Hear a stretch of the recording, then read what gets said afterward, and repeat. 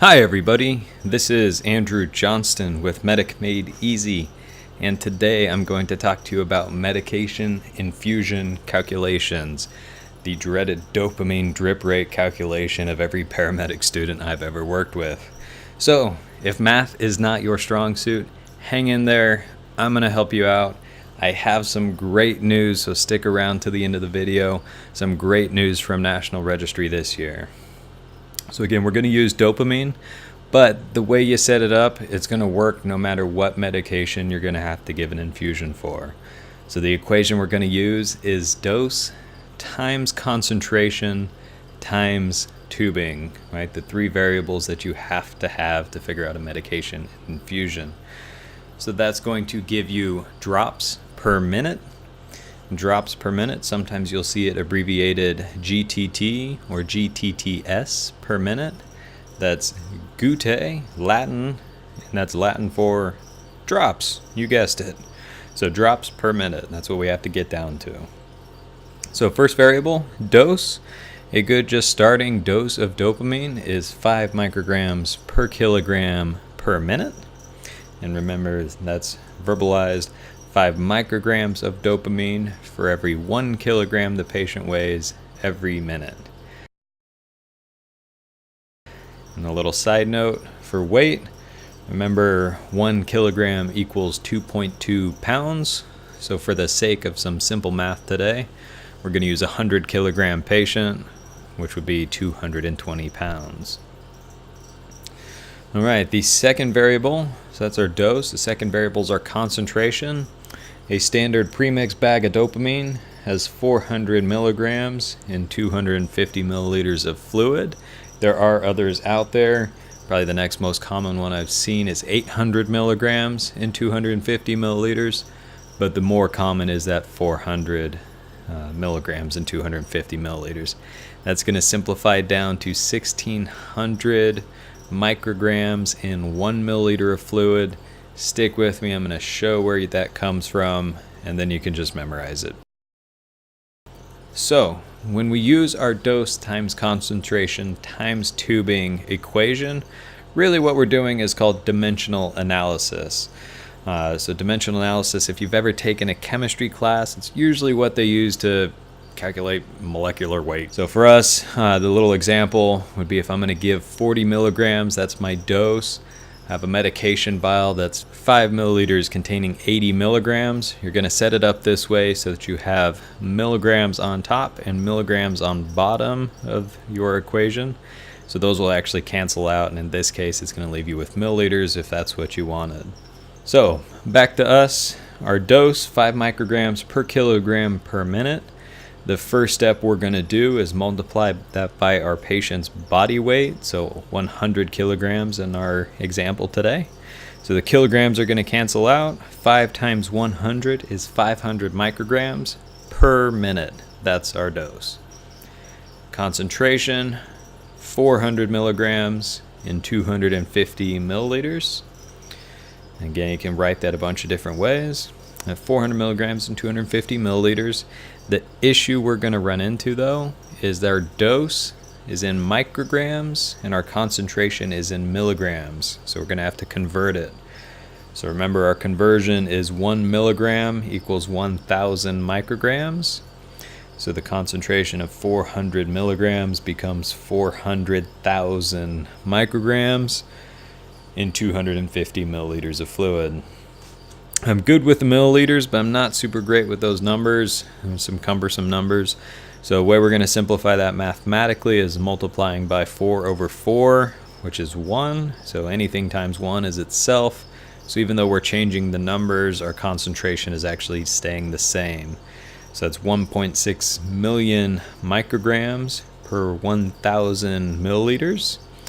And we can simplify that down by saying 1600 times 1,000 over 1 times 1,000, and that is going to simplify down by 1,000 over 1,000 is 1, so that's going to go away, and that leaves us with our 1,600 micrograms per milliliter. What I would encourage you to do is just memorize that number. Right? Know that if they give you a 400 milligram and 250 milliliter bag, that's a 1600 microgram per milliliter concentration. The other one that's doubled, that's probably the next most common, 800 milligrams and 250 milliliters. That concentration is going to come down to 3200 micrograms per milliliter. So we have our dose, we have our concentration, and the last one is tubing. So a common tubing to use for medication infusion is micro drip tubing. Micro drip, so small drops. So that's 60 drops per milliliter. And when you're looking at your IV tubing, when you count 60 drops going through that little drip chamber, that means 1 milliliter of fluid has been administered to the patient. So putting it all together now, dose times concentration times tubing. We have all our variables, we just have to set them up. 500 micrograms per minute times 1 milliliter over 1600 micrograms. We're going to write the concentration that way so that we can cancel out the micrograms on top and bottom. And the last one is multiply by our tubing of 60 drops per milliliter. And that is micrograms on top and bottom cancel, milliliters on top and bottom cancel. So all we're left with is drops per minute, which is what we need. So multiplying fractions, we're going to multiply across the top and multiply across the bottom. So 500 times 1 times 60 over 1 times 1600 times 1. Anything times 1 is itself, so all of those ones can just go away. 500 times 60 is 30,000. And 1600 times a bunch of ones is just 1600. So we can simplify that down by saying 300 times 100 over 16 times 100. 100 over 100 is 1, so that can go away. We're left with 300 over 16. You can write that 300 divided by 16. Stop! That's where a bunch of paramedic students would look at me like I just wrote Chinese on the whiteboard, looking at long division that they haven't done since 2nd grade. The nice part for you guys now is effective March 2018, National Registry and the Pearson VUE testing centers allows you to use a calculator. So all the medics that came before you in the past that had to do long division dopamine calculations, they're all going to be jealous of you, but you get to reap the rewards and the benefits. So plug it into your calculator. 300 divided by 16 is 18.75 drops per minute. 18.75 drops per minute.